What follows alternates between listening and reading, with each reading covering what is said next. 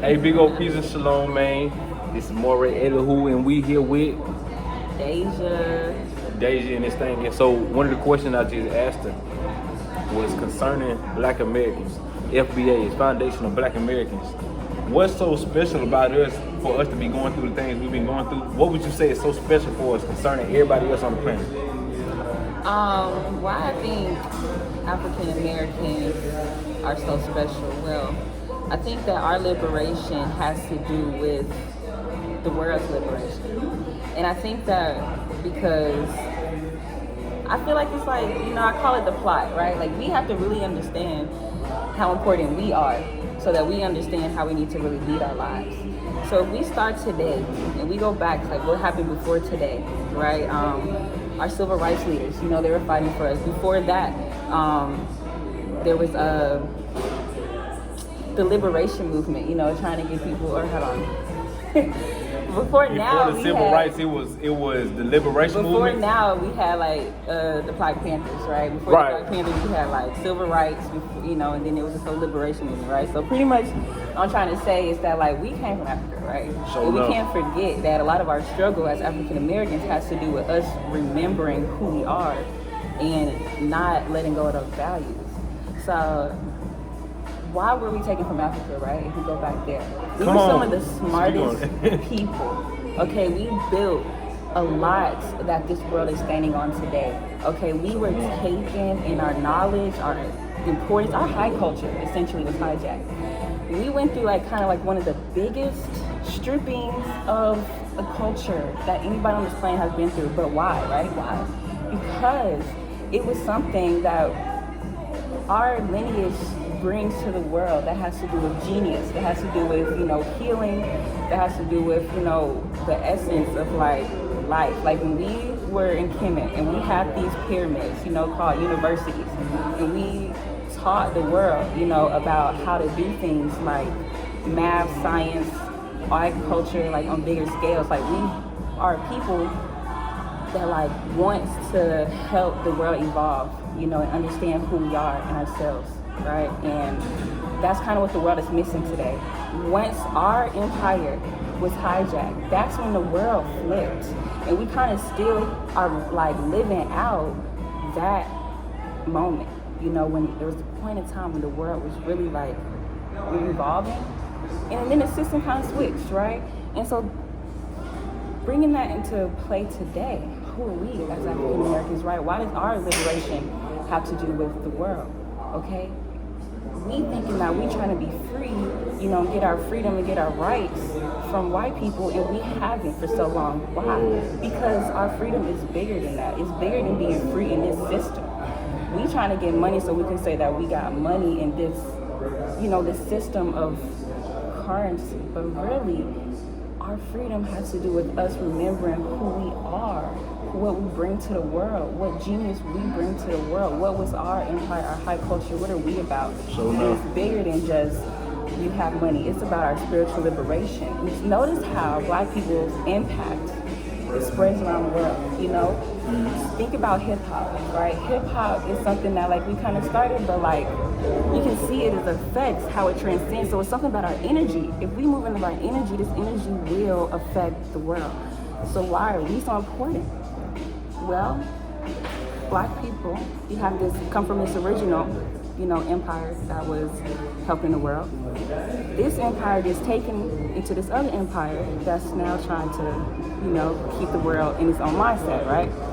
It's like we are now indoctrinating the system. We understand now how this system works, how this mindset thinks, okay? As the most, powerful people, we now understand how this opposite energy works. Because we, as African Americans, we live in a system. It's like now we in these people's house. We see how they work. We see how their effects have had on us. So it's almost just like we living in both worlds. Like we have the potential to understand what it's supposed to be, but we also really understand the life of what it's not supposed to be. Would you say that's okay that we're living in both worlds? What you say? I think it's ordained. So no. It's ordained because, like I said, our influence, right? So we can say that we've been to the heights and we've been to the lows, and we can come out of that, which is what we have a really good history of doing, our resiliency, how we come out of situations and return to who we are. Think of Tulsa, think of, these Black Wall Street. Like we have this ability in us to come back to ourselves. What you think failed with Tulsa, Black Wall Street? What failed with down the street, Lake Lanier? What failed with these communities? What you reckon that was? There has to be a connection also to who we are spiritually. It's not just about us getting free financially, because like I said, that's only keeping us free within the context of America. Our liberation has to go back to us reclaiming our legacy, our lineage, our spiritual lineage, our high culture. Okay, that's why we kind of, even like our spiritual groups, how we work, we have to find like our commonality, in who we are. Because that's the real, and when we do that, that's like the lesson we teach in the world. We don't realize what we do affects the world. We over here just focusing on how are we gonna free ourselves, how am I gonna da-da-da-da-da. But God's like, nah, like, y'all purpose, what you do affects the world. So y'all really have to get it right. Not just get it right so you can make it to tomorrow. But right, really get it right, because we're gonna affect evolution. So the rest of the planet. If I speak to that point real quick, check this out. In the Torah, in Exodus chapter 19, it said, if you listen and obey my voice. At this time, when it was being said, all of Israel was around Mount Sinai, and the Eternal One was like, if you listen and obey my voice, then I will make you a peculiar people, a nation of priests, right? A nation of priests to who? To the world, to the other nations. Now check this out. This is why I would say our spiritual walk ain't got too much to do with the individual. It's more so about the collective. A nation is an aggregation of people. This is a book written by one of my big OGs, Morey Mikael Corbin-Yahu. It's called The Kingdom Within, Exploring Torah-Based Governance and Prophetic Messianic Redemption. Basically, what this is talking about is, what do it take for us to set up a theocratic government? You got democracy, you got republic.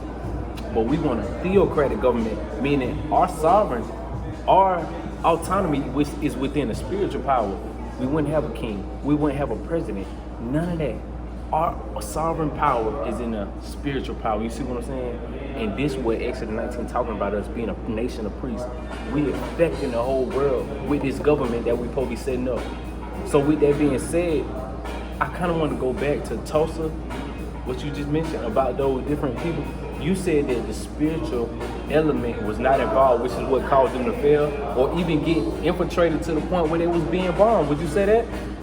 I think it has a lot to do with, us, like, as far as moving, like, forward and making it really concrete, you know what I'm saying? I think we do have to understand, like, our original spiritual basis. Like, I feel like, and I can't speak for everybody else on Tulsa, like what their background was, but I feel like there is some type of like strength of when like the spiritual organizations like have a community built within them, of strength built within them, you know what I'm saying? Right. And we have to really pull on that, you know what I'm saying? Even if it's the churches, but it's like there's something within like us, our unity is what keeps us together. So no. You know what I'm saying? And then unifying in spirit, which is why I said the spirit is our spirituality. Maybe like there could have been like a deeper protection there. Like I don't know how everybody wants to think about things, but it's like maybe there was like, something that was easily, because if it's built on money, right, alone, because now when it tears down, what do we think? Because even look, God is so divine. If I can build something, tear it down, if somebody can come alive and die, but it's your legacy that really is what's sustaining. So Tulsa burning down, it reminds us the legacy is that we have the potential to be financially liberated, but was there a legacy to remind us of like our spiritual unity? You know what I'm saying? Like who we really, I want you to speak to that unity real quick. My question would be concerning unity would be, what facilitates unification? Like what do we do to unify ourselves? Like what continues to give maintenance to unity? You picking up what I'm putting down? Mm-hmm. So what facilitates our unity? What do we do to maintain the unity? It's like we have to first all find a common thing to agree on. Right. You How we get to that point though? By deliberations, would you say? Amicable debates? How do we get to that point of agreeing on something? Well, I think that's what it's all about. That's the life part, right? That's the yoga of life, right? Yoga is us finding unity. So I'm a yogi, so like we like this have this saying, yoga's on and off the mat, right? Yeah. Aligning yourself mentally, physically, and spiritually. So for us to really understand each other, we have to like get back to this point of like understanding true values, you know, of like basic things of life. I feel like that is a good question. You know what I'm saying? Is it really? if I were to speak to that, I'm gonna look at the system that we may be under now. I feel like eventually it's all gonna come back to us being able to agree, like God is essential. You know, right. We're really supposed to really see, and then we have respect for our individual paths to that central, but agree that this is the centralness, and then find our unity in that, and how do we move, you know, on uplifting ourselves and our community. That's right. So get what, Deja? Check this out. I would like to look at a system that we under now. United States Corporation. I ain't gonna say America. We live in America, but we are part of the United States Corporation, which will be two different things. I could explain, but I ain't gonna do it right now. Check this out. When we look at it, what unify Americans or United States citizens? I would say, let's say, football games. They get up there, they start singing the Star Spangled Banner. You got people with tears in their eye crying, man, feeling patriotic. And back in school, they used to make us do the Pledge of Allegiance. Like, you got certain affirmations that being done reminding you of your patriotism, right? You got certain events going on that bring forth that unification. Who is more unified than a Baltimore Ravens fan with a Baltimore Ravens fan? Baltimore Ravens fan. Who is more unified with an Alabama football with an Alabama football fan? So check this out. What I'm saying is you got certain coordinated events, you got certain affirmations, you got certain forms of records that as Americans you could look at and be like, yeah, man, this is a reminder of our unification. Going forward, check this out. You also got American-based or European-based holidays that America do. See what I'm saying? And this really brings people together. All right here in the West ain't gonna be shut down on Christmas, right or wrong. Feel me? All of these holidays gonna be shut down, and this is the time where people really feel joyous and they come together. Check this out. What I'm saying is, coming from my background, the Hebraic approach is for us to learn what the festivals and holidays we have. In Hebrew, you call it Kagim or Moedim. And we got all these forms of holidays that we do, and this is how we maintain our unification. I would say these some of the talks that would have to be done in the black community, which it have been done. Back in the 1920s, Rabbi Josiah Ford, along with Marcus Garvey, rented out Madison Square Garden, and they held this big old meeting. I think in 1920 something. See what I'm saying? But in this meeting, these were some of the topics. What is going to be the national language of black people? What the word is going to be our flag? What are going to be our holidays? So on and so forth. You see, do that resonate with you? Does that resonate with you? you? Yeah. You feel that? Yeah, I mean, yeah, everything you just said, yeah. I don't know if it was a form of a question, but yeah. You saying as far as like we need to do that. Yeah, indeed. And then just awareness of ancient holidays that we would practice for our unification. You know what I'm saying? For like the Feast of Dedication, banquet. These are certain things that we do to bring forth that unification in the black community. You know what I'm saying? And so we're gonna keep us together. So you know, that was going back to my original question. How do we facilitate unity? I'm pretty sure there are other ways. If you can think of any, you know what I'm saying, you can spit that as well. Yeah, that is such a deep question. It's so interesting because the things that was coming to my mind while you was talking, I'm like, wow, like, what is unifying, like, you know, Caucasian people? What's unifying other people? Mayonnaise. Systems. You know, there's something about these systems, you know. That's a good question.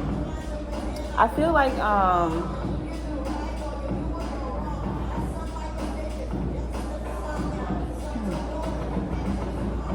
Going here. She here right now, can't count. Yo, our high culture, you know, maybe we can go back to a high culture, a place and time where before we broke up into our denominations. Because I feel like there's a respect for the one, and then there's respect for all the individual paths. I feel like, what if, you know, and maybe it's just how I feel, but like, what if, you know, it's just like theorizing. What if, like, you know, we cutting ourselves off from the head, you know, so. Cutting ourselves off from the head. So it's like we, Yeah, wait, check this out. What examples of leaders do you like in our struggle throughout civil rights, through the Renaissance period? Is there somebody who notable to you that you take note of and you want to emulate their style? Is there somebody that you look to concerning a revolutionary? Yeah, it's a lot of people out here. I feel like I really respect. Oh man, it's funny because a lot of our heroes, you know, they pass away. But I respect people that stand by their truth and they stand on truth. I respect people like Dr. Sebi. I respect people like Dick Gregory. I respect people like Wait. You can't run over them names right there. So check this out. Concerning Dr. Sebi and Dick Gregory, man, what do you like about their style and what they offer to the world? See what I'm saying? Mm-hmm. What you like about it? They stand on their truth and they know the truth and they study and they understand, you know what I'm saying, things from a natural standpoint, you know. Dr. Sebi, for example, like he wasn't formally educated, so his way of understanding things was he understand things through life, through living, through understanding how life really works. And so he found the truth, he really stood on his truth, you know, and he was a man of the people, try to help people. And also correct, you know, knowledge. One of my favorite things he said is that we've been violated. There was what did he say? He says there was a violation on our understanding of nature, and that was really like his push, like what his movement was about, why he was so big on correcting how we think about things. Right. You know, like he was trying to go back to just like this universal, you know, understanding of life that we have corrupted. Dick Gregory, I really respect Dick Gregory because he was not afraid to say what he had to say. Yeah, he gonna go straight to it. I'm telling you, in front of white people, in front of black people, he know the real history. You know what I'm saying? He was right there, and he speak on it. I feel like that's a lot, and that's Yeah, so check this out. like the book of Michelet or Proverbs say, consider the ant, O thou sluggard. And like Leviticus 23, we watching for the land to see how we know what season we in based off of what's growing, how the barley growing, how the rye growing. Agriculture, you know what I'm saying? At one point in time, we was an agricultural people, meaning we was more involved with nature than we are now. Whole time throughout the Tanakh and the Torah, that's always thematic thread that's being pointed to us remember those old pals, and Dr. Sebi definitely was heavy on that. One person that I had like in the realm of Dr. Sebi was Dr. Laila Afrika, no cap. You know what I'm saying? Dr. Laila Afrika came from the allopathic medicine community, but he was able to translate that information and bring it to the naturopathic medicine community. He'll tell it straight too. It's somebody them healers, man, they'll be telling it straight. Dr. Sebi was like that too. He kind of spoiled it, no cap. But I had connection with a brother from our community, Yaki Hickman. You familiar with him? He another young soldier out here. So what I'm saying, he's standing on these people's shoulder. What can Deja do to stand on these people's shoulder? The people that you just named are ancestors. Shoot, get out here every day and live in my truth and speak on the truth and make sure the people around me, you know the truth, and, you know, one day at a time, you know, one person at a time, one word at a time, like really changes people's lives. I was talking to my uncle last night, you know, he got cancer. I'm telling him, like, look, you're a part of the revolution, one meal at a time, because all this stuff that we're doing in this day and time, we are continuing the revolution moving forward by correcting our lifestyles. You know, the people that come after me, my children, you know, and, you know, my nieces and nephews, you know, the things are gonna correct based on how I live my life. You know what I'm saying? No cap. So I feel like that's what I feel like I'm doing for myself, and then I want to try to help other people understand that as well. Like, we in a very important day and age right now, day and time for our people. You know, what brought us to this conversation, Black people, we have been reprogrammed and indoctrinated into the system. So where we at right now, our form of continuing the revolution is recorrecting our lifestyles, regaining sovereignty over our minds. So that's what I think. That's what we're doing. You know, whether it's how we eat, how we address the Creator. You know what I'm saying? How we dress ourselves, entertainment. You know what I'm saying? We got to take back control of our lifestyles and our minds. I'm here to do that for myself and try to show other people. Like, that's what time it is. No kidding. Now, if we were to take a look at the past, we understand we got great giants out here, man. Amongst our ancestors, our forefathers, who were putting down our endeavors over here in America, man. You know what I'm saying? Been some turbulent times. And we had so many revolutionaries that was rising up. But what you reckon, out of all the great things they did, what you reckon they demise, where did it come from? What caused them to fail? And I ain't gonna say it's a ultimate fail, but what caused the movement to be stagnated and stopped and stunted? Because there was a stunt within our revolution at one point in time, especially when we're looking at the track record from the 20s all the way up until now. This whole centennial from, let's say, 1924, and now we're in 2024. At some point, if everything slowed down and the shift, the focus went somewhere else. What you reckon that was about?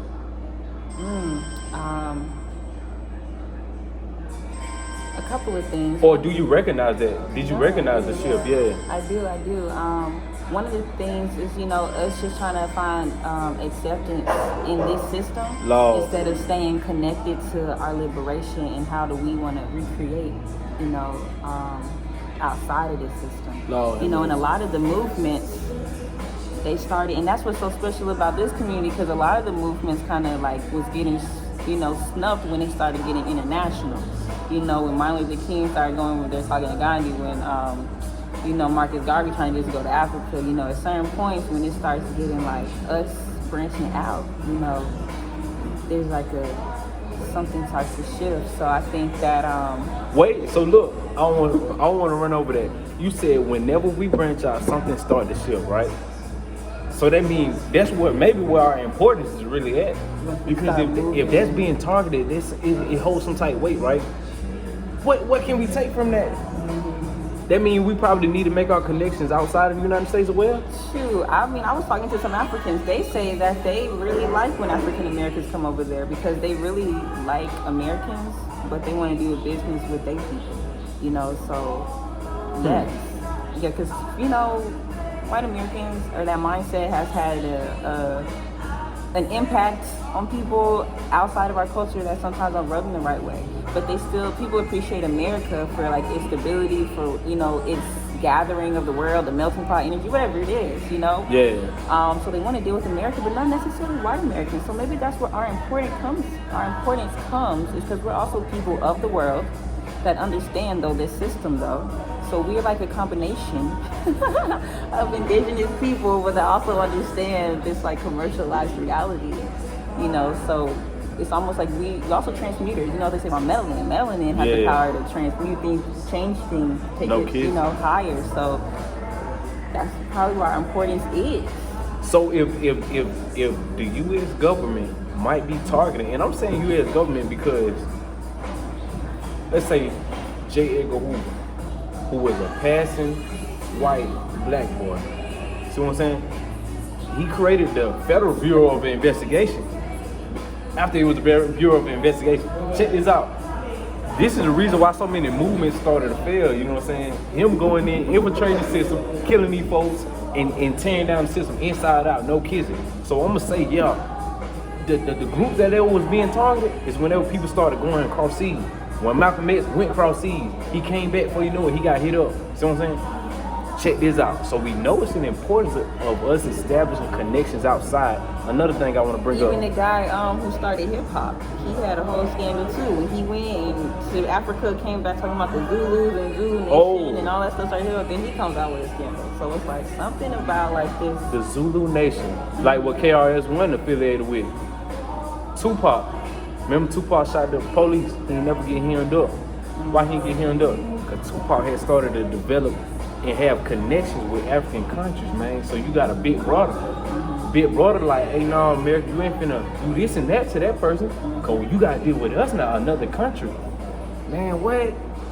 This deal with amongst that, no kidding. So check this out, the African friends you were speaking about, do you happen to know what specific area they in? Like, what country they hailing from? Say it again? What country your African friends hailing from? What you mean? The people that you were speaking about, you said that you were speaking to some African people, right? Are they coming from a specific country? Do you happen to know what country they come from? What they represent? I honestly don't remember who I was speaking to that said that. Oh, okay. Somebody talked to in passing, but yeah. I remember they saying that might have been talking about like, you know, I talk to people a lot that come back and forth from Ghana to America and have businesses outside the country. So I wonder why Ghana popping right now. Ghana's popping because Ghana wants Americans there. Speaking of this conversation, okay, like it's some African countries that are like, they recognize, you know, our struggle or what happened to us, and they are like trying to welcome us back home. Like, they are? Space. You know what? All my life, I ain't even gonna lie. Get out of there. Here's some space. I know y'all. Like I said earlier, like we don't know what house. Like most households don't know what country we reign from. So what tribe and that? Yeah. If we wanted to leave America, we wouldn't even know where to start. Out of 52 countries and $1,500, which one you came from? I don't know if I'm from Morocco or South Africa or you know. Yeah, you South African. You Zulu. No kissing. So some of these countries, I think they recognize that, so they open up these like, you know, opportunities for us to migrate. I'll say, from what I understand, matter of fact, Accra, the city in Ghana, they accepted Americans like that because of the Afro Fest. You know what I'm saying? What's that? So they got the Afro Fest going on over. It's like Coachella. For the Afro music, like Burna Boy. You know what I'm saying? And, but anyway, it's a lot of Americans been coming over there off of the strength of that. And so Accra, almost like Miami vibes, it turned up. You see what I'm saying? And you get American vibes over there outside of the fact that they speak English as the national language there. So, you know what I'm saying? It's very welcoming to us over there the whole time. But it's just like, first off, I think we need to be taking African ancestors. I ain't taking one yet. Have you? I have not. Man, come on. That one thing I really want to check into for real, because I would like to know like what specific regions my ancestors would come from, or what specific regions that I have hits on, where my relatives at. You see what I'm saying? Where in Africa, man? Cause Africa a big old continent, no cap. So Accra is one of those popping cities. Ghana is, you know, giving buku citizenship to our people over there. Those some of the places that's being looked toward for real. We already know Liberia was established. I guess you can say it was established for us, right? For us and by us, whole time. So I guess we're agreeing that there is an importance for us to make our connections with those African countries, right? Or outside of the United States. Yeah, because let's think about it. Why are we here in the first place? Because it lit. I mean, we still here but we made it lit. Our culture, because we stayed, because we made it. But we make everything lit. I ain't lying. in the first place because we was brought here to work. You know what I'm saying? These people didn't want to do work themselves. So imagine, like, you know, your workers start saying, all right, we free, I'm leaving it. You know what I'm saying? There's like an investment in this. Do you know where your antebellum forefathers come from? Which ones? Your antebellum forefathers of slavery. Like when you was brought, when your people were brought to America, what port they came through? I don't know. Where your people come from, as far as you know? My mama, my mom's side of the family is from Alabama and Philadelphia. Their family in California. That's my family. Cali and Alabama. We gonna say Alabama though, right? They probably Philly. Migrated to Philly and Cali, right? No, we started they was in Philly first, and then they came to Alabama. How much you want? I bet you go ask your mama now. I want to know. But you know what? I got two sides of the family, so I'll say that my mom's dad came from Philly, and my mom's mom and my great grandparents actually did. They was slaves in Alabama. I see pictures of plantation. So whenever there was somebody going back to Alabama, that was going on. Yeah, I can't imagine somebody from Philly like, and they're like, you know, I'm gonna go to Alabama. Yeah, no. nah, I'm from Alabama, and I don't even want to just do no man like that. You know what I'm saying? You're right. My mom's mom, slave in Alabama. What part of Alabama you say? Fed. Yeah, that's where they ended. Oh shoot! And you been out there? Mm-hmm. Fayette, a small town, right? Mm-hmm. Do you see like history being preserved there? I haven't been there in so long. Oh. I don't even know what it looks like. Now that's one thing I was just speaking to some people about, man. Me and my partner Shalom, like coming up here, like it's a difference, right? In Atlanta, you got a whole lot of industrialization, buildings being built on top of history type situation. But in Alabama, shoot, it's more preserved. You feel what I'm saying? We had a partner that we had flew down to come to the South from New York to come congregate with us, but he was noticing the slave houses and stuff. Like he was so, oh man, the slave houses. Bro, we walk past these slave houses every day though, you know what I'm saying? To us it ain't nothing. But whole time, that let me realize like how much history had been preserved here. And I see value in that, no kidding. I see value in that. Because one thing I always think about, what the world, in times when we couldn't go to the hospital, bro, we get bit by a snake, see what I'm saying? We might get a rusty nail put in our foot, and now we gotta deal with gangrene. How was we treating these things if we couldn't go to the hospital in antebellum slave period? You know what I'm saying? How you reckon we were treating? Oh, we was doing what, look, your human instinct, you'll be amazed. You know what I'm saying? Your body knows how to take care of itself. I think when we was figuring out how to do stuff, you know, turpentine, drinking stern stuff, I don't know. Like your intuition. Now what made you say turpentine? What you know about turpentine? That's what I'm trying to say. Cause I know turpentine is where like back in those times, slave people would use that as medicine because they didn't have medicine, didn't have hospitals. So something was like that stuff right there could help you with a lot of stuff. So why they don't sell turpentine no more? Because they know that. And they do actually. They just gotta go get the and it's funny is because they do know. So there's this turpentine that you can get that's it has it written on the thing. It says gum sensitive or something like that. Something like that where it means that in a regular store. No, what's funny is it's at like a paint store. It's gonna be like at a hardware store. Because they're not gonna sell it at a regular store if they don't want you to get no ideas. But how you know that they know is because they got kinds that say that they're gum sensitive on them or something like that, which means they know that if you want to take this one, you can take it. See, now you just put me on game. Because I asked my grandma, I said, what you know about turpentine? She said, we used to use that. My mom and them, you know, that was back in the 20s and 30s. So I said, Grandma, well, where they sell it at? Yeah. You know what? I ain't noticed. They ain't got them in the stores no more. That's what she said. You got to go to like a hardware, Ace Hardware type. Man, come on, man. I'm gonna go get some now and see what they talking about. They say get rid of parasites, right? Yeah. We finna start pulling worms out of people, man. No kidding. They would take it with